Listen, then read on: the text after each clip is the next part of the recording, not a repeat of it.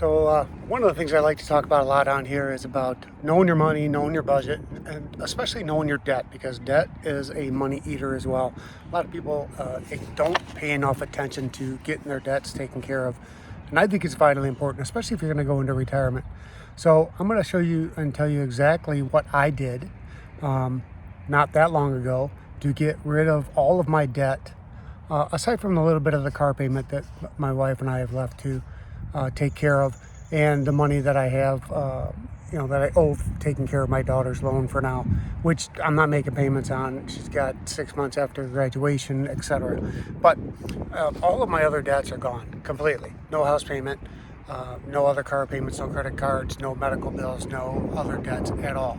And I'm going to go through some of the more popular methods first, and then I'll tell you what I did. Okay, so obviously I've told you in the past I'm a Dave Ramsey fan, only because Dave is very much, we have the same kind of thinking, is that let's get out of debt first, and then we can save more money and be more profitable and be more generous to others.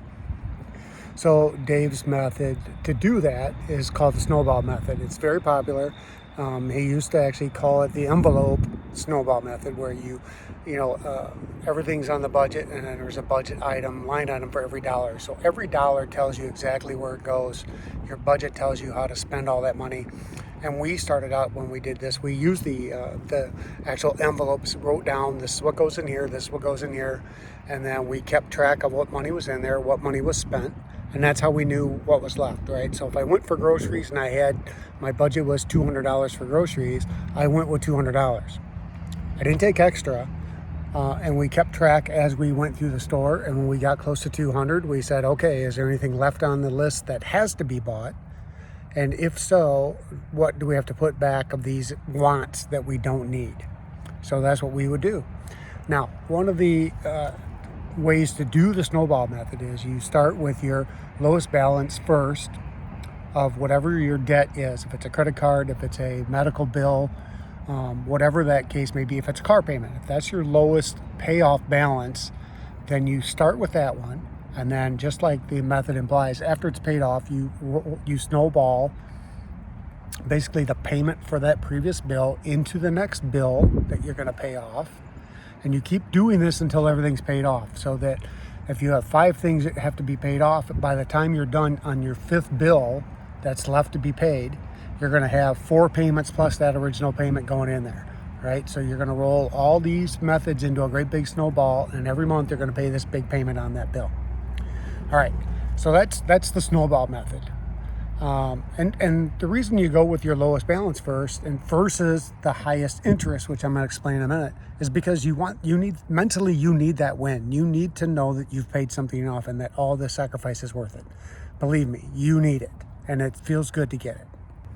All right, so the next way to do this is actually almost the same thing, except it's called the avalanche, and that's where you go after your highest interest loan or highest interest credit card, whatever it is, first. And then you basically pay that off, and then you continue down the same path.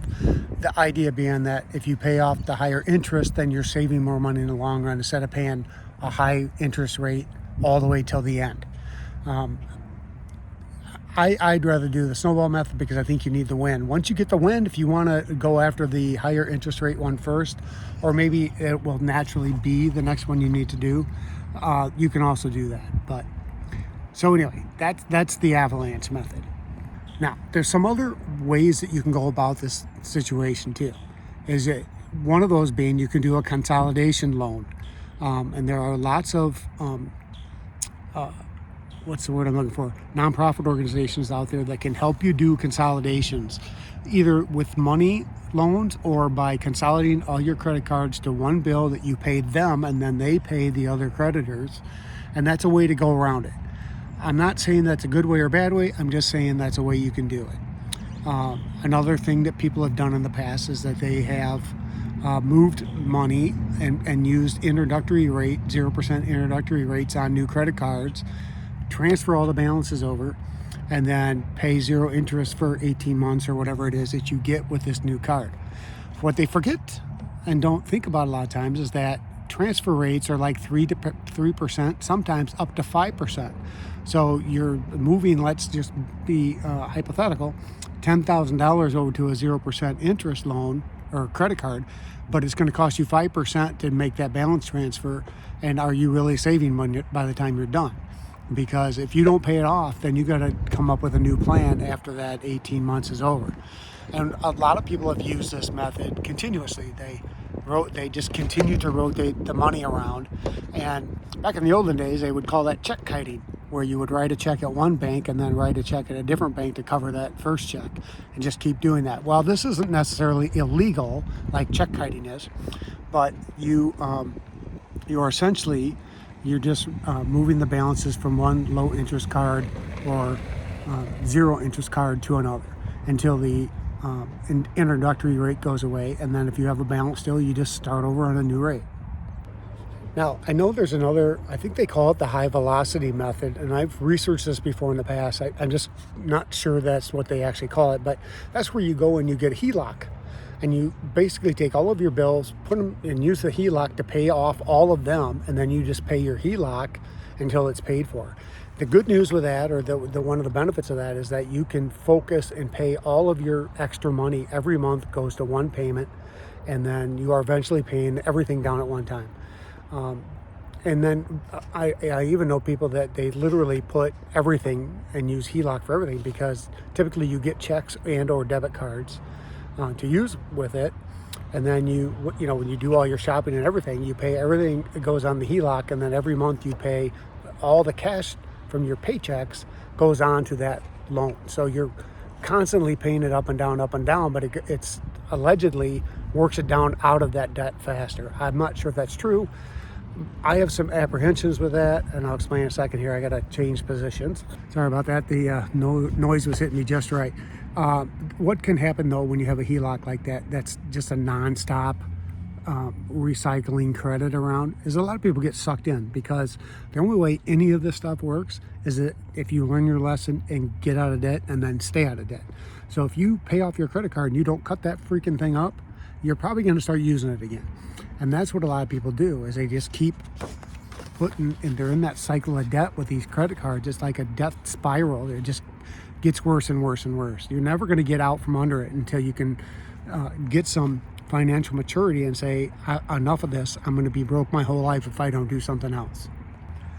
Now, circling back real quick, when you talk about those credit counseling methods that I talked about earlier, the nonprofits, they actually are credit counselors, so they can work with your credit cards to try to get you better rates on what you do owe, and other things like that.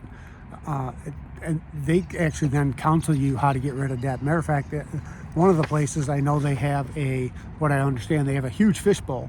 And when you go to them and you sign up with their program, they make you take all your credit cards and cut them up into pieces and put them in this fishbowl, so that they know you're not going to be going right back out and using them again. And a lot of people have asked and have made comments, not necessarily just to me, but to others too, is how am I supposed to get these debt snowball going if I'm living paycheck to paycheck now? Well, here's my advice to you. And again, I'm not a financial planner, but I have been through this, and this is exactly what I did. I went through my entire budget until I found at least $100 extra a month. And I took that $100 and paid it on the lowest bill I had until I paid it off. And anytime I had extra, that's what I would do. Any week that I worked a little extra overtime, I put that overtime on there. And one of the things we had to do is we had to eliminate eating out. We had to eliminate extra trips with the gas and driving the car. We lived a little bit out of town, so every time we went to town for anything, it cost us, $5 in gas. I know that's a little bit of an exaggeration, but 20 miles round trip in an SUV, at 15 miles a gallon is at least a few bucks in gas. And especially when you're just running in sometimes just to get food out instead of just cooking at home because you're too tired or lazy. So you can find $100, and if you can't find, then you turn off the cable. And if you can't find, then you go down to one car or you sell a car.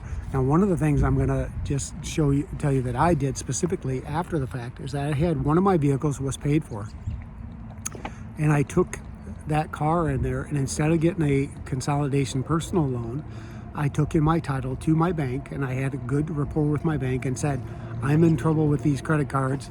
I'd like to borrow the money against my car to use that money to pay the credit cards off. And they were fine with that because, one, the car was paid for. Two, I had good credit and good history with that bank. Number three, the interest rate was so much cheaper, because a personal loan, they'll charge you 9, 10, 11%. On a car loan at that time, I think I only paid 2 or 3%, which is basically the kind of deal I have on my newer car now. Is I went through my credit union and I was able to borrow for that car at 2.5%. The car dealer was trying to charge me 10% with an 820 credit score. They wanted 10%, said that was the best they could do. I said, I can do better. So I ended up doing it myself through my bank and made it easy. I was trying to do a one-stop shop, but it just wasn't going to work, because I'm not a fool and I'm not going to pay 10%, even if it's only for 2 months. So anyway, that's something you can think about doing. Another idea, and I would say one of the things that Dave says that I kind of think is a good idea is that I don't want to see you in a restaurant unless you're working there part-time. There's nothing wrong with part-time jobs, some side hustles, some Uber time, delivering pizzas, whatever it's going to take. If you want out of debt bad enough, you will find a way to do it. And there's lots of easy ways to do it, okay? So keep that in mind. Keep your head up. Keep your nose on the grindstone. If you're on the path to retirement in the next couple of years, you need to knuckle down and get rid of those debts, because I'm telling you, there's nothing more freeing than being out of debt, okay? And like I said, I carry this car loan. It eats me alive that I still make the payment, but again, I'm making better money on my high yield savings account than I'm spending for my car loan. So if it takes me another 6 months to pay off, I'm not too concerned. Anyway, thanks for watching. Leave a like or a comment. I appreciate it. Talk to you next time.